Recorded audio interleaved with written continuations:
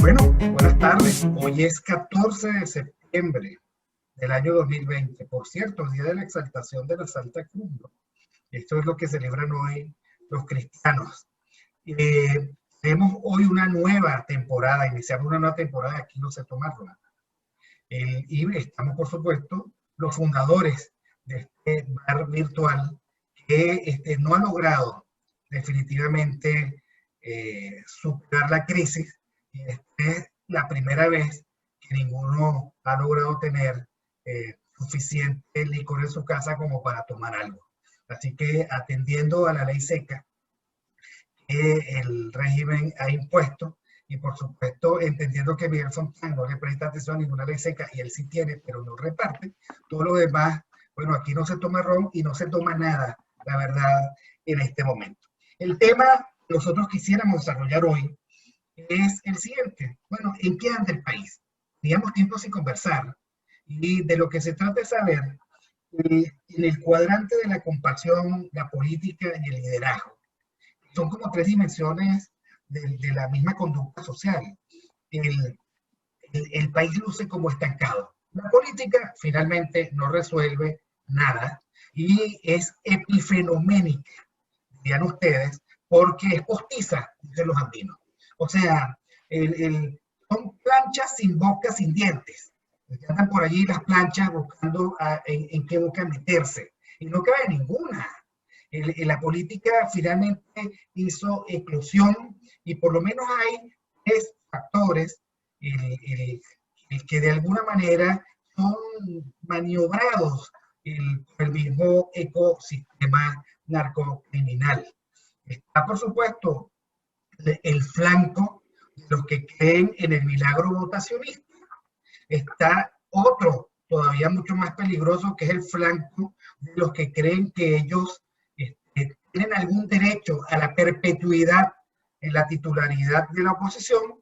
Está el flanco, que es mucho más honesto, que es el flanco de los que creen en la necesidad de enfocar todos los esfuerzos en pedir ayuda, porque al fin y al cabo todos somos víctimas.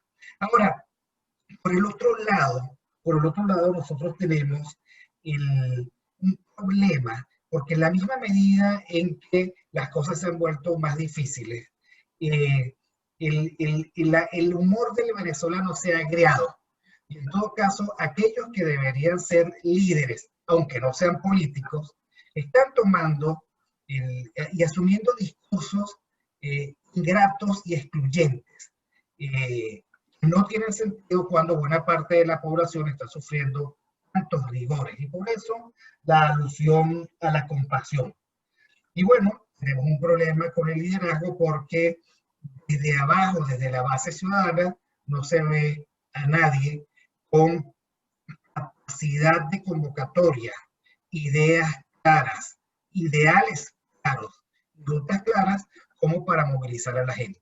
Y entonces todo pareciera indicar que estamos estancados con un país cerrado que no puede ni siquiera intentar mandar a los niños a las escuelas, con empleos que se están perdiendo, así como ocurrió con el COVID, que al principio era noticias lejanas y que terminó siendo el vecino, si no uno o dos o tres familiares los que sufrían del COVID. También está pasando con el desempleo.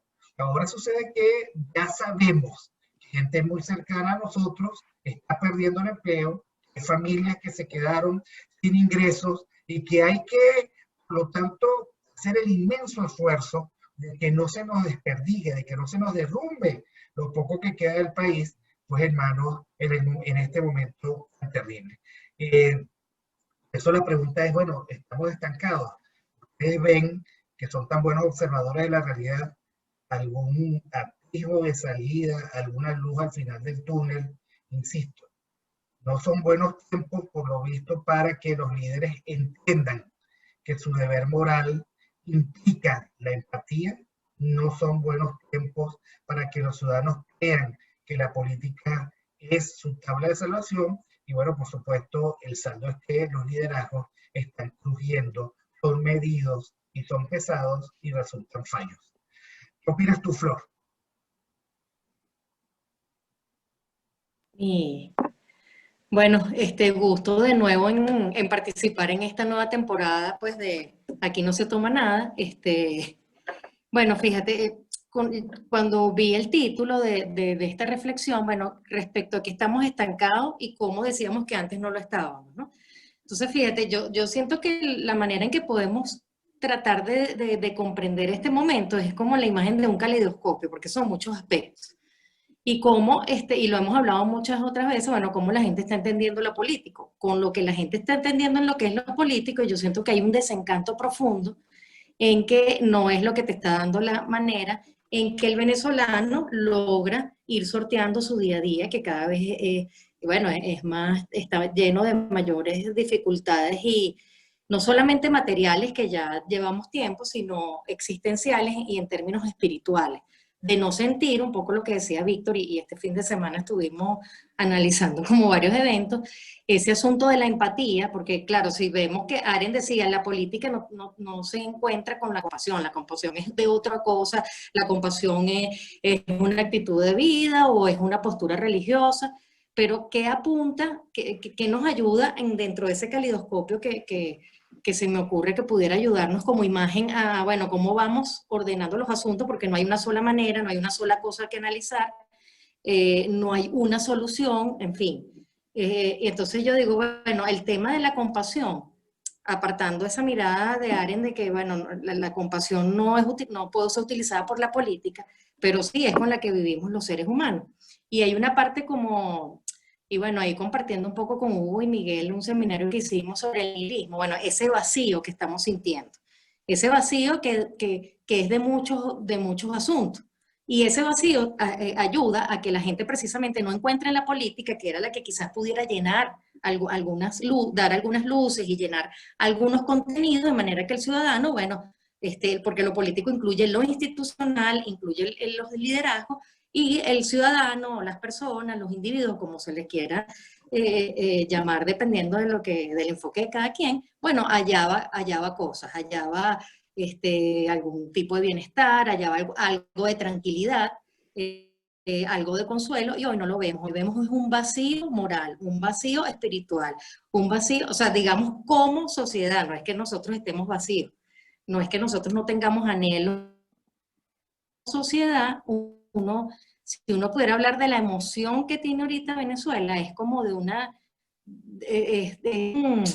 no sé si es desesperanza, porque hay episodios que te dicen que no. Lástima que Alexander no está como para que ayude con sus estudios o sus análisis etnográficos. Ahí la gente todavía se mueve algo de solidaridad, ayudar al otro. Pero en términos de sociedad, hay como un gran vacío que no te ayuda a ponerte en el lugar del otro. Hay un vacío de que, bueno, mi pedacito lo resuelvo y no me importa qué pasa con el resto. Y eso es bien peligroso cuando hablamos de este contexto o esta experiencia con vocación altamente totalitaria, de estas maquinarias que se activan. Pues entonces tú dices, bueno, este no es chavista, pero bueno, o sea, no es un tema como solamente de la postura política o del partido en el que tú estés. Pareciera que es como un sentimiento del venezolano y eso ahonda que la política no sea el espacio. Eso apoya que la política no sea el espacio, sino es la fragmentación y la atomización de la gente de tratar de resolver, inclusive ya ni siquiera en comunidad. No sé cómo están ustedes con sus comunidades, en edificios o las urbanizaciones, donde ya la gente bueno, cada quien está tratando de resolver, está vendiendo todo lo que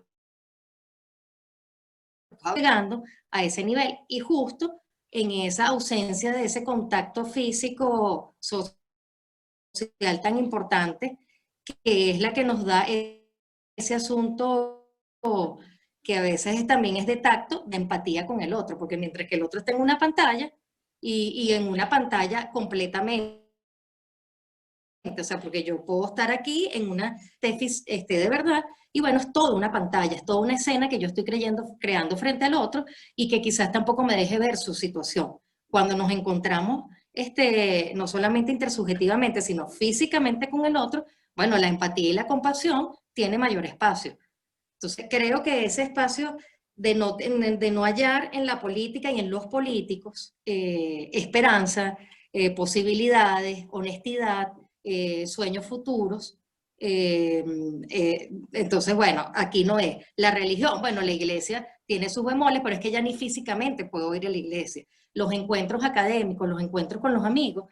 Entonces, eso te va ayudando a que lo tecnológico también esté sembrando unos temas de vacíos y de pocas posibilidades para hablar de compasión, de empatía en términos humanos y existenciales.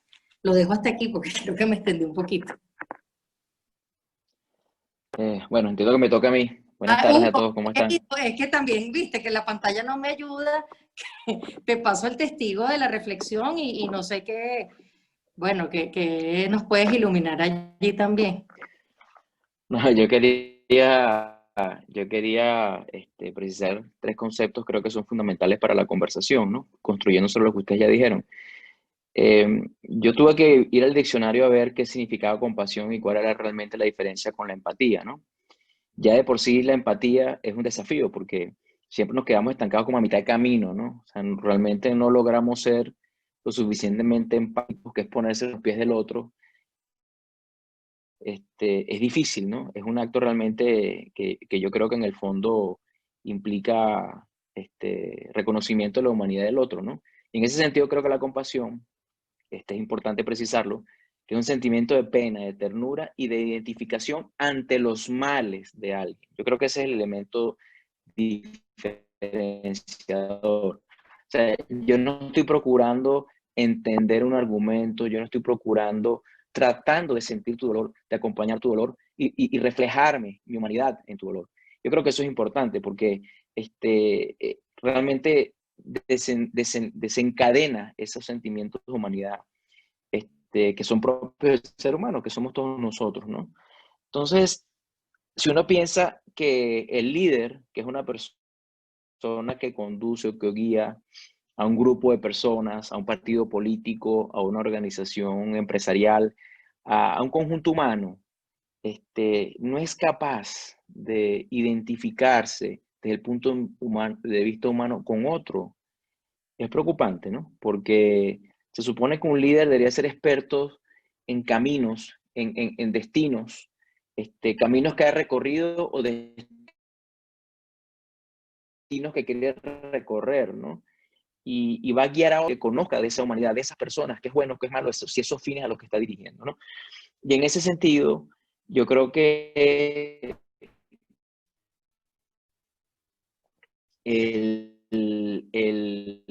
lo político, ahora entrando un poquito en la política, ¿no? La Real Academia Española de la Lengua, públicos, con su opinión, con su voto, o de cualquier otro modo, ¿no? Gobernando, dirigiendo las riendas, digamos, del país, hay un elemento fundamental que no podemos olvidar. Al final del día es servir. No servirse, sino servir. Y que es un concepto muy de la doctrina social de la iglesia, ¿no? Cuando habla de la política, se habla mucho de servir. Y servir implica el amar. O sea, tú sirves al que acto de compasión. Entonces, después realmente, ¿dónde está el humanismo que nos queda? Porque la realidad también es que durante estos 20 años, uno de los grandes esfuerzos de este sistema totalitario, sin ningún tipo de duda o ápice de confusión, como están demostrando algunos diputados, que han sufrido los atropellos de este sistema, realmente una de las cosas que creo que ha logrado de alguna manera es deshumanizarnos, ¿no? Y que nos acostumbremos al mal. Uno convive con el mal y el ojo se va entumeciendo, pero también el corazón se va endureciendo, porque si no es muy difícil vivir así. Es muy duro ver la situación de los otros que están pasándola muy mal cuando tú estás tratando de solucionar tus propios problemas, ¿no? Entonces, creo que es importante también que los que tienen más, los que saben más, los que pueden más, tienen una gran responsabilidad versus el resto, ¿no? Que está sobreviviendo. O sea, el ciudadano al final del día entendió que la política que abarcó su vida completa, que lo abarcó todo y que que sus avatares marcaban sus destinos, porque eso es básicamente lo que logró hacer la política hoy por hoy, es la nada. Volviendo al tema que tú comentabas, Flor, el curso que hicimos, el seminario de nihilismo político. Es la nada, no es nada. Es tan nada que lo que digan o dejen de hacer no me va a dejar peor, porque estamos en una situación tan ¿cómo se llama? Tan desastrosa en términos de sobrevivencia que no me soluciona. Y no tengo tiempo para pensar en la política, tengo que resolver, tengo que ver de qué manera sobrevivo, ¿no? Y ya para redondear la idea y pasarle la palabra a Miguel, yo creo que es importante rescatar entonces qué es realmente la política, qué es realmente el liderazgo. Al final del día son actividades propias del ser humano, propias de la acción humana, que tienen todo su sentido siempre y cuando considere que el que la ejecuta es un ser humano que lo hace en conjunto con otros seres humanos, para ayudar y ayudarse como seres humanos. Dejo eso ahí, le paso la palabra a Miguel, a ver qué piensa. Miguel.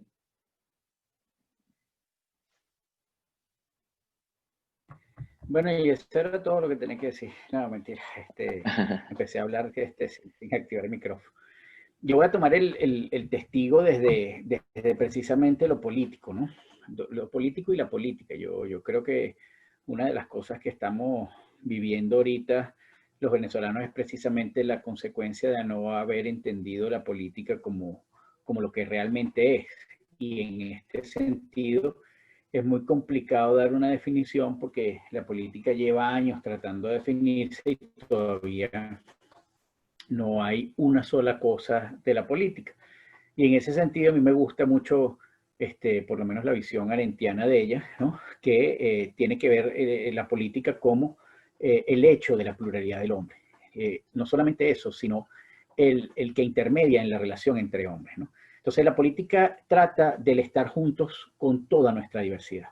Y nosotros no lo hemos visto así a lo largo de los años. Nosotros hemos visto muchas, o mejor dicho, nosotros como sociedad tenemos muchas formas de entender la política. Para unos la política es la posibilidad de lograr contratos con el Estado en el cual yo me voy a hacer rico, no importa si el Estado se vuelve pobre. Para otros la política es la posibilidad de que exista un programa social en el que me den la posibilidad de yo invadir un terreno y después construir una casa. Para otros la política es algo turbio que lo que genera es impedimentos y así vamos construyendo todo un panorama diverso de lo que significa para el venezolano que es la política, pero en pocos casos la analizamos como el tratar de estar juntos en nuestra diversidad y tratar de organizarnos para vivir y para enfocar esa diversidad en el bien común. Entonces, cuando nos organizamos políticamente hablando, lo hacemos según un sentido de pertenencia a una comunidad. Entonces, bueno, nos organizamos para los venezolanos en función de la política para hacer de Venezuela un gran país, por lo menos en el eslogan, ¿no? ¿Y eso qué quiere decir? Que desde el caos de las diferencias buscamos construir cuerpos políticos que nos ayuden no solamente a evitar arbitrariedades, no solamente a impulsar oportunidades para todos, sino también para lograr consensos que nos permitan vivir en sociedad y alcanzar el bien común. Normalmente esa construcción Occidente la fundamentó sobre la familia, que es el primer dispositivo, y quizás Víctor nos puede hablar mejor de eso, es el primer dispositivo para unir a los más diversos desde un solo vínculo, que es el del parentesco, sin que ninguno pierda su diversidad, su singularidad. El problema es que la familia no son solo núcleos para la organización política, sino también son una especie de albergues de la persona que vive en un mundo hostil, inhóspito, y ese albergue se hace a partir del afecto y del parentesco. Entonces, cuando los hombres se encuentran, es que nace la política y lo hacemos reproduciendo nuestras relaciones de familia, ¿no? Entonces, es decir, la política al surgir entre los hombres establece un modo de relación. Entonces, imaginémonos en esta Venezuela, donde, de todas maneras, en mi segunda intervención voy a hablar de esto, donde hay un ecosistema criminal que pervierte las relaciones, donde hay una fractura de la familia, donde la persona se encuentra desgarrado no solo en su albergue, sino en su referente para las relaciones de diversidad, y vive toda esta catástrofe. ¿Cómo se puede sentir? ¿Qué representa la política para él?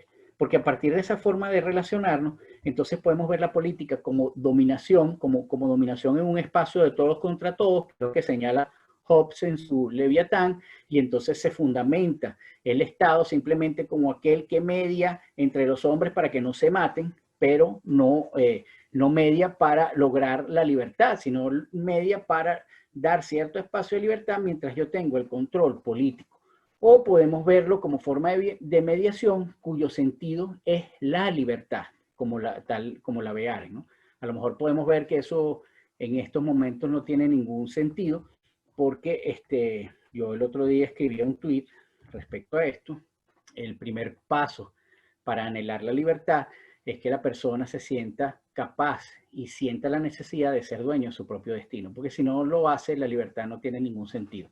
La libertad es la posibilidad de salir los viernes a comprar sin ninguna restricción, sin importar qué voy a comprar, o sin importar hasta dónde voy a salir, o sin importar qué voy a hacer. Y eso por supuesto, es el sinsentido que vivimos en Venezuela. La política no nos está dando cuenta de la posibilidad de encontrarnos todos en nuestra diversidad para poder articularnos en función de vivir de una vida digna de ser vivida.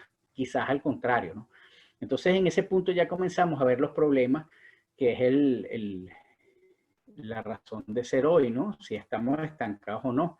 El individuo encuentra resquebrajado, como dije antes, su albergue, que representa a la familia, que representa las relaciones con los suyos, porque o tiene familiares que se fueron, o él mismo está afuera, y ve cómo sus familiares sufren, o presenta situaciones muy complejas, porque no es solamente el tema del día a día, sino es los hechos que sobrevienen a él, que pueden complicar enormemente. Por ejemplo, lo que sucedió en Aragua hace pocos días con el desbordamiento del río El Limón, pero también encuentra corrompida la relación entre las personas y el Estado, porque los políticos sin virtud, sin honor y sin preparación, y llenos de malos ejemplos para pensar la política, le han hecho o le han dado una significación a la política terrible. Entonces, ya no se ve el político como aquel que va a articular los esfuerzos en el bien común, sino como aquel que se va a aprovechar de mi desgracia para él enriquecerse.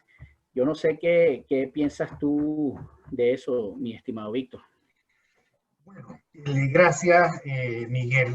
La verdad es que oyéndolo a ustedes, a mí se me ocurre que uno podría afirmar, sin temor a equivocarse, de que el problema está en que la política se vació de utilidad. Nosotros, y tal vez lo que tendríamos que preguntarnos es si hay política, porque esto que estamos viviendo, con unos polos no se han movido de allí en los últimos 20 años, con unos protagonistas que no se han movido de allí en los últimos 20 años, con unas ideas que no se han movido allí en los últimos 20 años. No puede ser que cumplan los mínimos requisitos de ser el arte para que convivan los que son diversos. Entonces yo creo que lo primero que hay que decir es que o se asume el desafío de volverle a dar contenido a la política, o yo creo que va a haber una creciente desafección por la política cosa que es muy peligrosa porque, por supuesto, eso no trae consigo ninguna solución. Yo quiero volver a las tres palabras. Primero, la compasión, y yo quiero decir algo. Mire, yo soy liberal. Yo, por lo tanto, creo en la competencia, en el mercado, en la soberanía del consumidor, creo en el individuo, creo que son los individuos, las unidades sociales, las unidades, el punto de partida y el punto de llegada de la sociedad, pero yo no puedo equivaler el individuo al sistema de mercado. Y alguna vez tuve una discusión, me decía, bueno, las empresas no puede ser que no tengan ética, pero los empresarios sí. ¿Okay? Entonces lo que quiero decir con esto es que hay una discusión espuria entre los liberales, si los liberales deben tener compasión. Y no puede ser, digamos, que los liberales solo tengan compasión desde el punto de vista de los derechos que ellos quieren desarrollar. No, la compasión es un sentimiento moral. Recordémonos nada más y nada menos que Adam Smith. O sea, es la necesaria confrontación del individuo con sus deberes con los otros. Entre otras cosas, debería obligar al individuo a trabajar y a ser competitivo, porque solo desde su bienestar puede ayudar a los otros. Y el otro puede ser su mamá, su hijo, su hermano o su prójimo. Lo mismo. Entonces es esencial al ser liberal la compasión, y no me explico, por lo tanto, cómo estos liberales de librito, de caletre, pueden ser tan necios y tan obtusos como para no entender que hay un discurso de libre mercado que es erróneo, que deja afuera la compasión, que es un deber moral del individuo que tiene que ser competitivo, debe jugar a las reglas del mercado, pero que no lo deja fuera, no dejar por fuera el sentido moral. Entonces, eso es lo primero. Y por lo tanto, los liberales debemos incorporar a nuestro discurso, digamos, la necesidad de la compasión, porque si no, no hay sostenibilidad posible en un país como Venezuela. Yo no digo, no se puede entender, que la compasión sea un endoso al Estado para que volvamos a repetir el ciclo populista de quitar a los ricos para los pobres. No, es una obligación individual. Lo que tú puedes hacer con los tuyos para ayudar a los tuyos, a tus prójimos, a los que te rodean.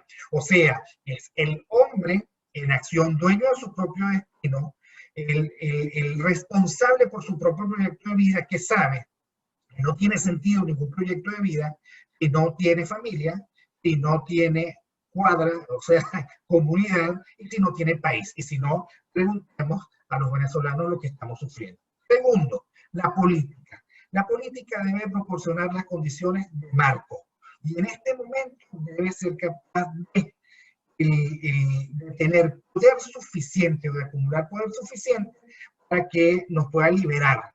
Debe tener sensatez y claridad suficiente como para imaginar una ruta de salida, no de quedada, no para que nos quedemos donde estamos, porque es que la sensación del estancamiento precisamente es que nada se mueve. Ese momento chicha antes de llover, ustedes saben que hace calor, que hace humedad, que no cantan los pajaritos, que todo el mundo está esperando un palo de agua y sin embargo no termina de caer.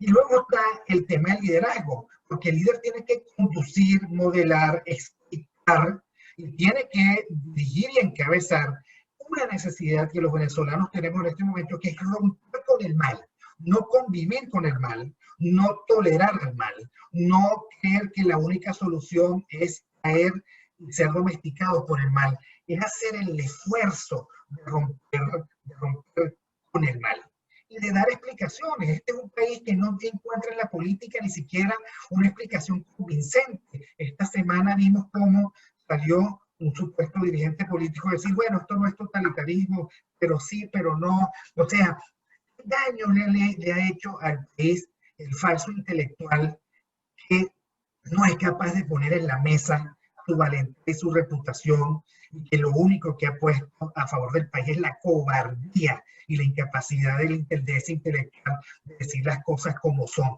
A un país que le hace falta tanta claridad y que se dedica al pan pan y al vino vino. Y una última cosa. Los venezolanos tenemos que asumir con seriedad el país que nosotros extrañamos y que queremos en todo caso reconstruir desde sus cimientos, el país de los venezolanos. Por lo tanto, la práctica de la compasión es un compromiso con el otro, porque no podemos seguir siendo nosotros sirvientes de los falsos enunciados de que mi país es el Santo Ángel y entonces me perturbo porque en esta época de lluvia el Santo Ángel está desbordado, el país de las guacamayas, del araguaney, del himno nacional. No, no, no, no, no. O sea, no podemos ser tan descarados como para creer que el país es la arepa. Estas son sus representaciones colectivas que son vacías si están faltas de los venezolanos.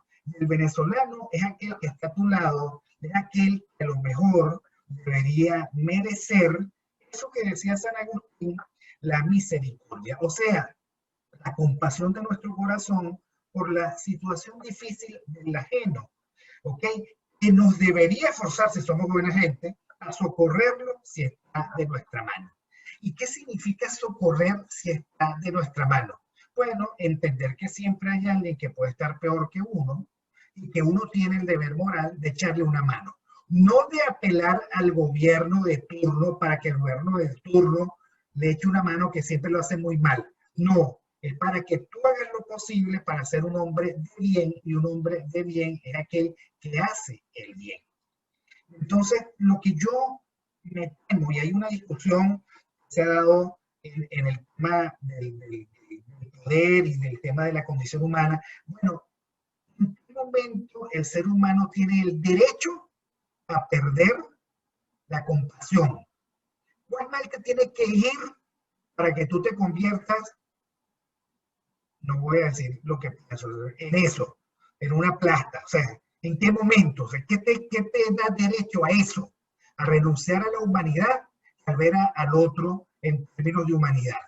Y entonces creo que los malos momentos no son excusas. Por cierto, hay mala prensa de los campos de concentración que dice que el campo de concentración fue tan inhumano que perdió la humanidad, pero hay cientos de narraciones y de muestras heroicas de gente que dio incluso su vida para que el otro se pudiera salvar, el padre Maximiliano Kolbe, entre otros.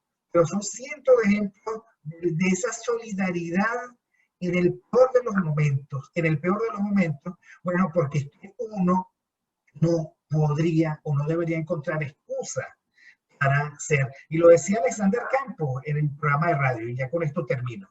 Los muy pobres van a los barrios de los pobres, tocan la puerta para pedir un pedacito de comida, y ningún muy excesivamente pobre se va de allí en una tetica de arroz, una tetica de café, media arepa. Bueno, ¿por qué? Porque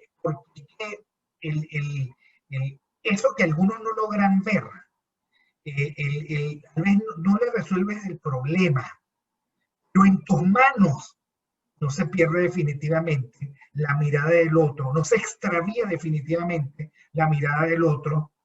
Podría salir de ahí y decir, oye, qué mundo tan terrible me ha tocado vivir, que no encuentro un prójimo que me eche la mano. Y de eso se trata, yo creo, este momento del país.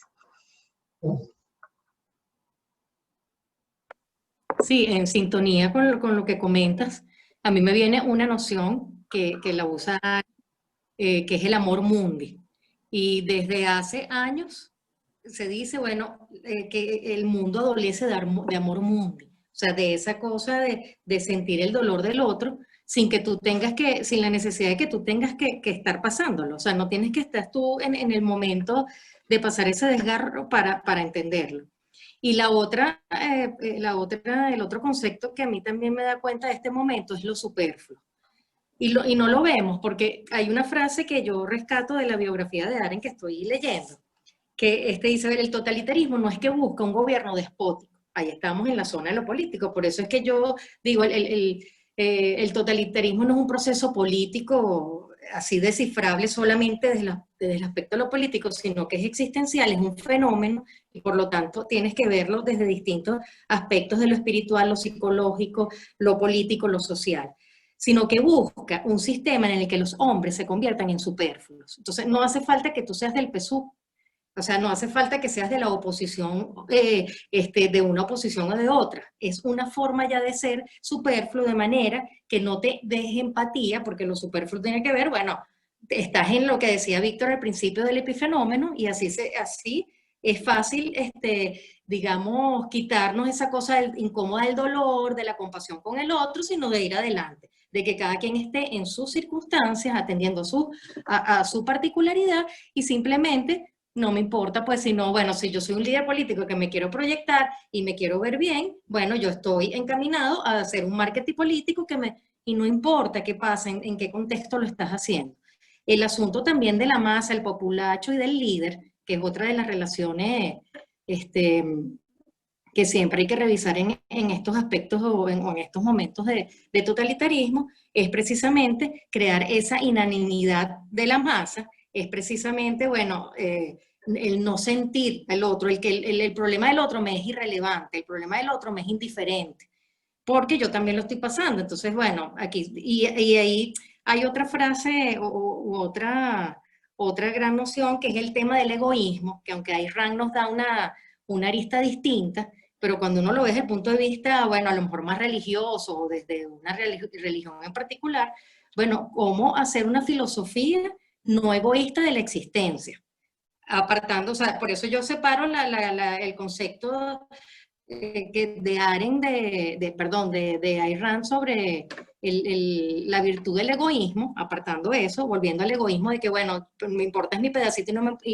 y qué importa si el contexto está arrasado, yo logro sobrevivir, aunque finalmente es mentira, porque no te puedes aislar del mundo, no te puedes aislar del otro, y esa cosa del gran mito de que el liberal es individualista, posesivo, compulsivo y que no le importa al otro, yo también estoy en la misma sintonía de Víctor, no, hay que reivindicarlo porque es vivir con el otro, es el amor mundi, es que me importa porque el mundo, yo soy mundo, por lo tanto el mundo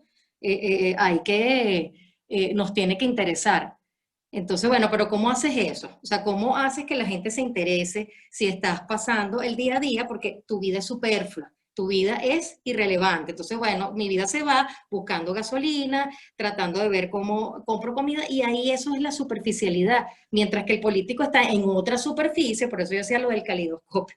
El político, entonces uno ve a ciertos políticos o líderes políticos, aunque yo había dicho que la palabra política yo la tenía suspendida, porque para mí lo político y los políticos, tengo aspiración para otras cosas y no es lo que yo estoy viendo hoy, están en su zona de campaña, de publicidad, de marketing, y tú dices, bueno, pero es que no hay una sintonía con lo que está ocurriendo.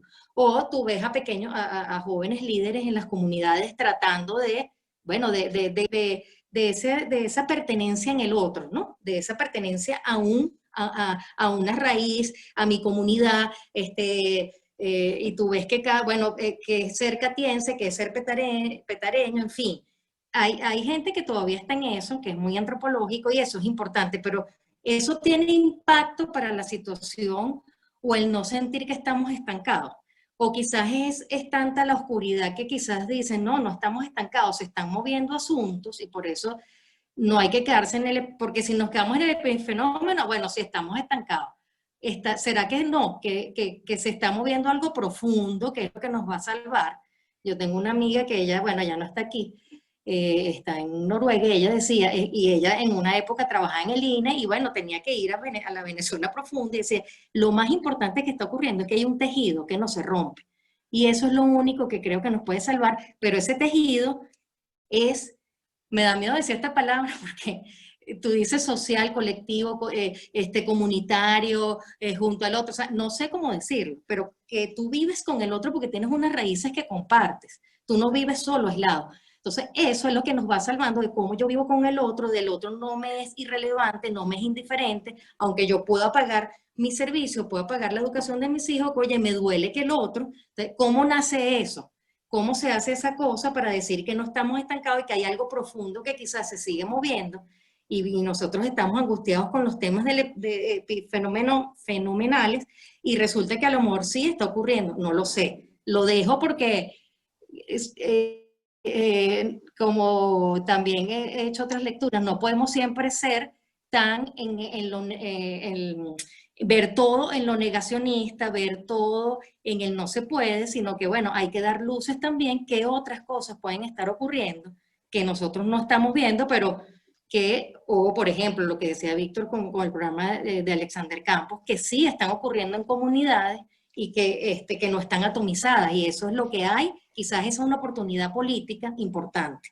Lo dejo allí porque tengo como otros asuntos que después quiero seguir abordando, pero bueno, el tema del amor mundi, que es lo que nos da la conexión con el mundo, con que me duele el otro y la existencia y el universo, lo superfluo, como un asunto que no es nada más de un partido político, sino una forma de ser de cualquier político, de cualquier ciudadano, y allí te hace que ver que el sufrimiento del otro te es irrelevante y lo que te importa es lo tuyo, entonces volver al tema de la filosofía del no egoísmo, no en términos de rango.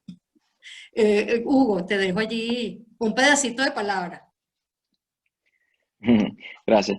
No, bien importante todo lo que han dicho hasta ahorita. Yo estaba pensando que hay mucho, yo creo que ni siquiera son de librito muchos los supuestos liberales, Víctor. Yo creo que es mucho de conocimiento muy superfluo, ¿no? Porque, y de hecho creo que hay un entendimiento muy materialista de lo que es el ser humano, ¿no? Y desconoce realmente, por lo menos como yo lo entiendo, que el ser humano, efectivamente es el ser racional, el ser que piensa, ¿no? Pero tiene, yo diría, 4 dimensiones, ¿no? Obviamente uno es el de la razón, pero también está el de la espiritualidad. O sea, claramente hay aspectos que son más allá de lo material. O sea, tú eres cuerpo, te puedes tocar y tienes un espíritu, vamos a decirlo así, pero también eres un ser individual. O sea, tú descubres tu yo, tú hablas contigo mismo, te identificas internamente en tu foro interno, pero también sabes que perteneces a una sociedad, perteneces a algo más, algo que es más grande que tú y que, digamos, es el entorno, ¿no? Las otras personas. Entonces, ningún ser, por más individualista que sea, es capaz de hacer todo por sí mismo. Y aprende, obviamente, que también necesita a los otros, ¿no? Entonces, dicho eso, creo que voy a volver ahí, pero creo que hay aspectos importantes de toda esta conversación, y en algún momento tú lo has dicho. Tienen que ver con el carácter. ¿Qué es el carácter? O sea, el carácter, de alguna manera, es la otra parte de la libertad, de la cual poco se habla. O sea, no puede existir libertad sin responsabilidad. O sea, es la otra cara de la misma moneda, ¿no? Y es básicamente lo que corresponde al ser humano. Desde el punto de vista entitativo, el ser humano, como todo ser, es en potencia y en acto. Entonces, cuando nace ese niño chiquito, hay demasiada potencia de ese ser humano que se va actualizando, va creciendo, va desarrollándose, va comiendo, va estudiando, va aprendiendo, se va criando ¿cómo se llama? En ámbito que por naturaleza debería ser la familia, que es donde aprende a ser solidario, a reconocer al otro, aprende a compartir, ve el ejemplo de los padres, aprende a distinguir lo que es bueno, lo que es lo malo, y así va desarrollándose y va aprendiendo y va logrando cosas, ¿no? Y va siendo acompañado. Entonces, ahí es el momento donde él aprende a identificar al otro, a ser solidario con el otro. Eventualmente, obviamente, empieza a depender de sí mismo, vamos a decirlo así. No completamente, porque siempre va a depender de los otros para poder lograr las cosas, y hablamos de la cooperación social. Entonces, hará las cosas que le gustan, será bueno en lo que identifique que tiene talento para ser bueno, y de esa manera procurará, ¿cómo se llama? Procurar bienes y servicios que va a distribuir a través de la sociedad, será retribuido de alguna manera que le permitirá transar con esos bienes y servicios, otros bienes y servicios que él no puede proveer. Entonces, como el profesor que da clases, pero no es capaz de hacer el pan, el queso, el pavo, la leche, el café que necesita para vivir, por poner ejemplo. Entonces, él dará clases, si es profesor, recibirá algún tipo de retribución, irá y comprará el queso, al que haga el queso de la manera más productiva y eficiente y sea mejor y sea reconocido por eso, y así. Todo eso es un ámbito de libertad y de colaboración. Entonces, no reconocer al otro es que ese sistema fracasó, ha fracasado. Ese sistema quiere decir que el otro no es importante.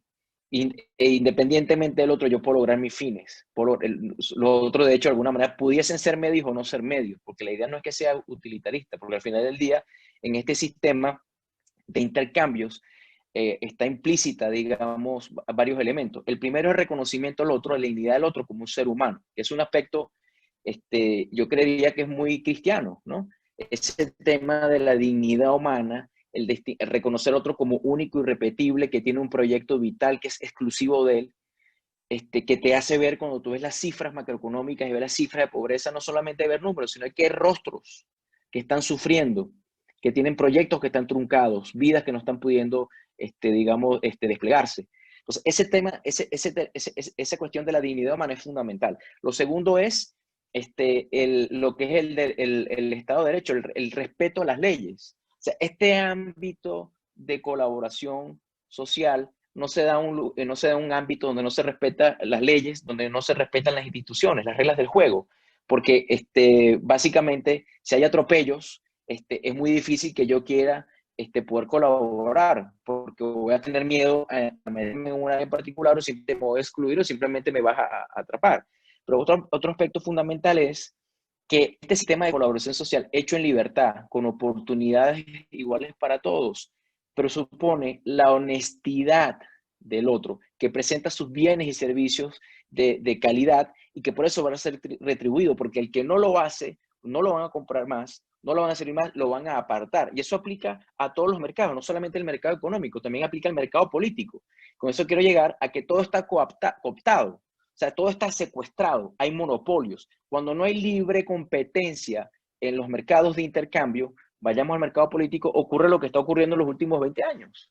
O sea, hay un grupo que básicamente tiene cooptado el sistema, lo tiene secuestrado. No puedes entrar, tienes que romper ese sistema para que realmente puedan cambiar las cosas. Lo propio sería que fuera un ámbito de libertad, pero no hay un ámbito de libertad, ¿no? Ahora, para ir cerrando, para no extenderme tanto porque el tema es amplio, quiero volver al tema tocando con la política. La política se ha visto como el ámbito del camino para yo lograr y cazar renta, para ir a buscar ese pedazo de riqueza que se supone que es mía, porque yo nací en un estado que es rico. Yo nací en Venezuela, un país petrolero, y hay riqueza. Y si no tengo riqueza es porque alguien me la quitó. Y tengo que buscar el camino para llegar y conseguir mi pedazo de riqueza que me corresponde. Obviamente, completamente distorsionado todo lo que usted ha dicho, lo que se supone que significa lo que es la riqueza. Volviendo al punto del carácter, si tú, y tocando las virtudes cardinales, ¿qué son las virtudes cardinales? Son los hábitos operativos buenos, que básicamente es la prudencia. Aquí hablando de Aristóteles y Santo Tomás, hablas de la prudencia, que es la sabiduría práctica, hacer lo que corresponde hacer aquí y ahora, que básicamente se apalancan en lo que es, obviamente, el estudio, el conocimiento de las cosas, el sentido de realidad, que muchas veces hemos hablado, Víctor, pero también de la humildad, del don de consejo, de saber oír. Y con toda esa información poder tomar las mejores decisiones. Y hacerlo con tanta frecuencia que voy aprendiendo y cada vez lo hago mejor. Implica la justicia. Siempre darle al otro lo que corresponde. Siempre darle al otro lo que corresponde. Que es un acto muy difícil, que en algunos momentos implicará desprendimiento. La templanza, no dejarme llevar por las pasiones humanas. Es normal y está bien que hayan pasiones humanas. Es necesario el deseo sexual para la reproducción. Es necesario el deseo de alimentarse para poder comer, si no mueres de inanición. Pero no te puedes desbordar, no te puedes gobernar, porque entonces no eres libre. Y es la fortaleza. La fortaleza es ese ímpetu, esa animosidad para no dejarse llevar por el mar y poderlo confrontar. Esos son 4 elementos que son consecuencias de actos repetidos que aprendes desde pequeño y te van forjando el coraje y te van forjando la personalidad. Si tú no te has formado o has tratado de luchar y de crecer en ese ambiente de esos hábitos operativos, serás un destemplado, serás una persona que tendrás un regado por todas partes, serás un alcohólico empedernido, serás una persona que completamente descuida y harás lo que tu cuerpo te pida. Si eres una persona digamos que no se fundamenta en la fortaleza, serás miedoso, serás un pusilánime, no fijarás posición, dirás que eres tolerante y te ocultas en tu supuesta tolerancia, es la máscara de tu cobardía. Si no eres justo, no te interesará el otro, darle al otro lo que corresponde. Y si no eres templado, no tienes fortaleza y no eres justo, es muy difícil que seas prudente, que tengas sabiduría práctica, que tengas la humildad para escuchar al otro y tomar las decisiones que son correctas. Entonces, va a ser muy difícil que tengas carácter, va a ser muy difícil que puedas ser líder descontrolado, una persona que simplemente va con el avatar de los vientos en cualquier dirección. Voy a parar ahí y le paso la palabra a Miguel. Bueno, como ya esta es la última intervención, yo voy a responder la pregunta si estamos estancados. Pero antes yo quisiera comentar algo que me parece muy importante que comentó tanto Víctor como Flor como Hugo, y es el tema del tejido social que está presente, que quizás no se articula de la forma que nosotros queremos articularnos y que tiene que ver con la empatía y que tiene que ver con la solidaridad y con la compasión en los términos no de ayudas, no de dádivas, sino en los términos que le sirven a una sociedad. Por ejemplo, he estado en todo este desastre, en medio de este desmadre que vivimos cada día los venezolanos. Todavía hay actos de buena fe que son al final los que van a permitir desarrollar una sociedad en la que todos podamos vivir. Por ejemplo, paradójicamente, en medio de esta crisis, hay gente que volvió al fiado, pues. O sea, hay gente que por X o Y no le pasa la tarjeta y le dice, no importa, Víctor, llévatelo y en tu casa me lo transfiere. Y ese acto de confianza de que Víctor va a ser responsable y él llega a su casa y se lo transfiere, empieza a generar un tejido social totalmente distinto al tejido perverso que tenemos, ¿no? Yo creo que eso es un punto de vista importante. Yo creo que hay que rescatarlo, o como mencionaba antes Víctor, el tema de los barrios, los más pobres van hacia los pobres, que todos están en carencia y aún así hay ayuda, ¿no? Yo creo que por ahí se puede empezar a construir una Venezuela distinta, una Venezuela en la que no se vea la política como algo sucio, porque si tú tienes esa expectativa de la política, tú no vas a pedir políticos probos, eso es así, ¿no?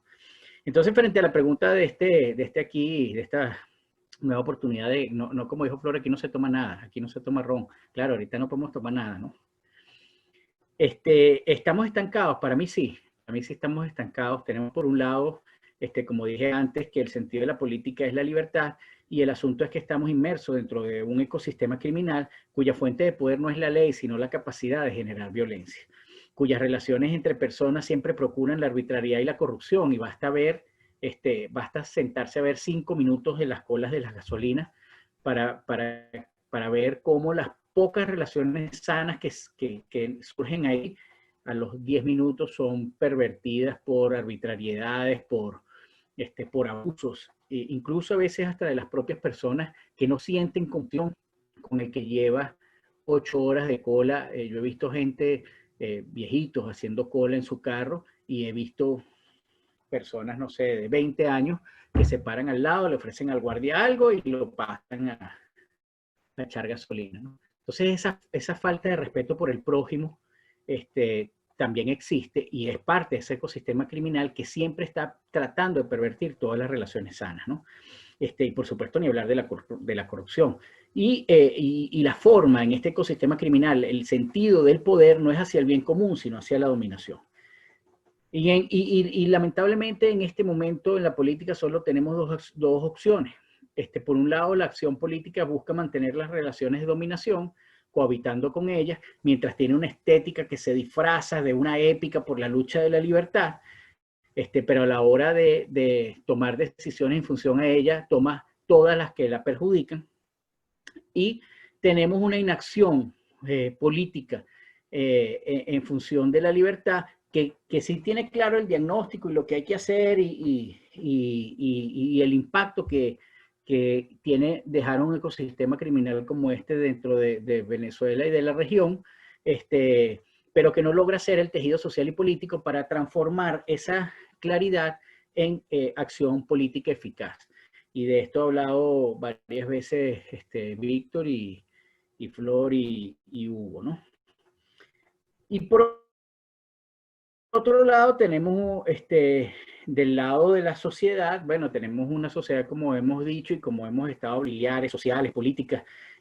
Por supuesto, Víctor y Flor lo mencionaron, sus referencias intelectuales pervertidas en el sentido precisamente de Ayn Rand, de que el intelectual en estos momentos es aquel que puede lograr mantener los valores en torno al cual la sociedad se puede unir y pasar la catástrofe. Aquí no.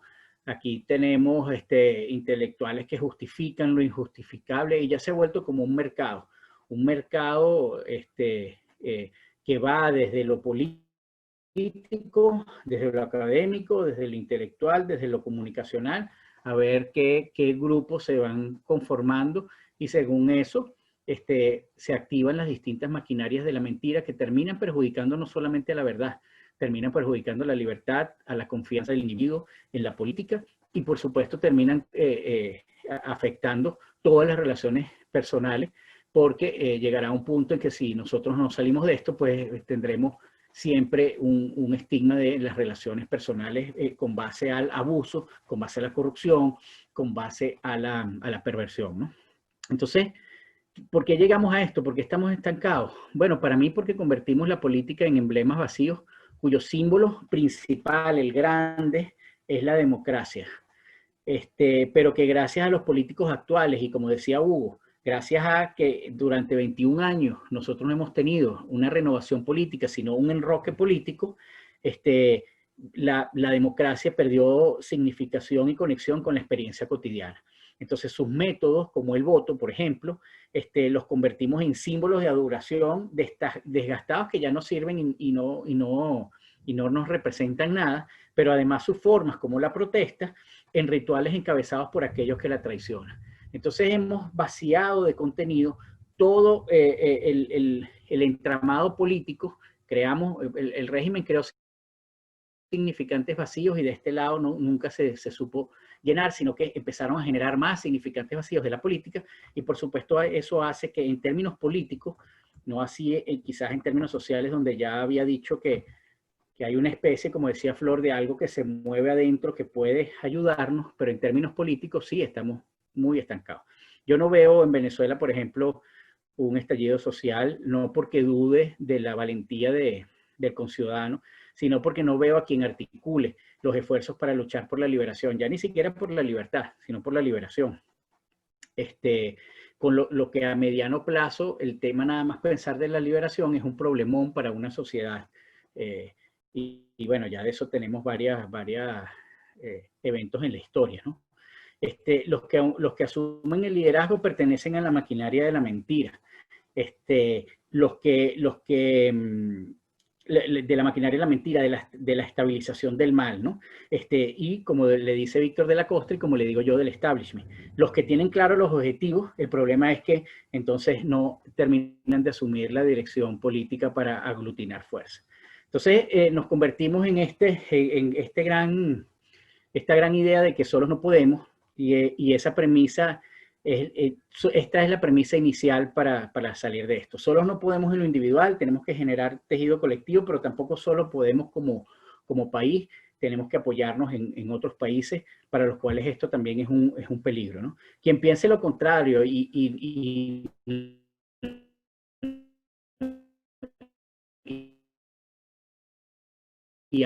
para surtir agua o para repartir CLAP, donde se cometen los abusos más grandes del mundo y la gente termina de alguna manera tratando de adaptarse con rabia, a lo mejor con ciertos estallidos espasmódicos, pero sin que eso tenga consecuencias a largo plazo o a mediano plazo siquiera.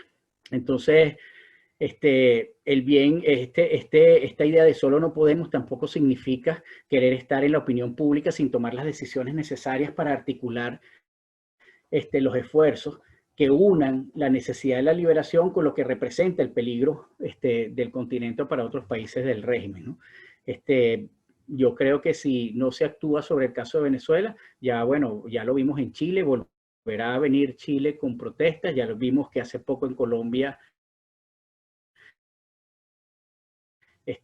tuvieron protestas, ya cerca de las elecciones, y porque esto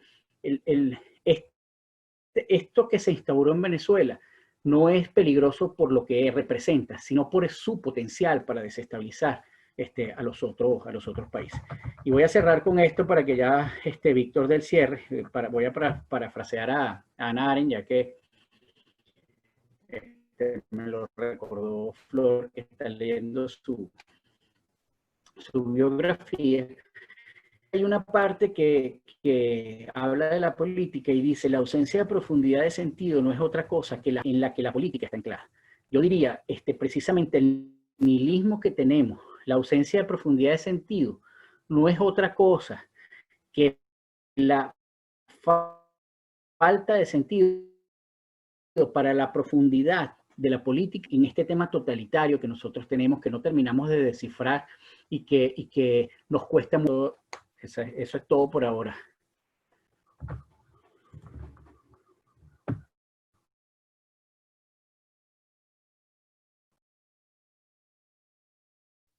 No te oímos, Víctor, no te oímos. Yo ya me estaba despidiendo, pero el mío, ¿no? Muchísimas gracias a Flor, a Hugo, a Miguel. Creo que queda clara la idea y quedan claros los énfasis. Porque tenemos que seguirnos viendo, porque esta reflexión hace falta el intercambio intelectual para no perder humanidad, pero también yo creo que le hacemos un inmenso servicio a la gente cuando la gente puede conectarse con nosotros y puede sacar propias conclusiones. Muchísimas gracias a los cuatro y nos vemos en la próxima edición de Aquí no se toma ron.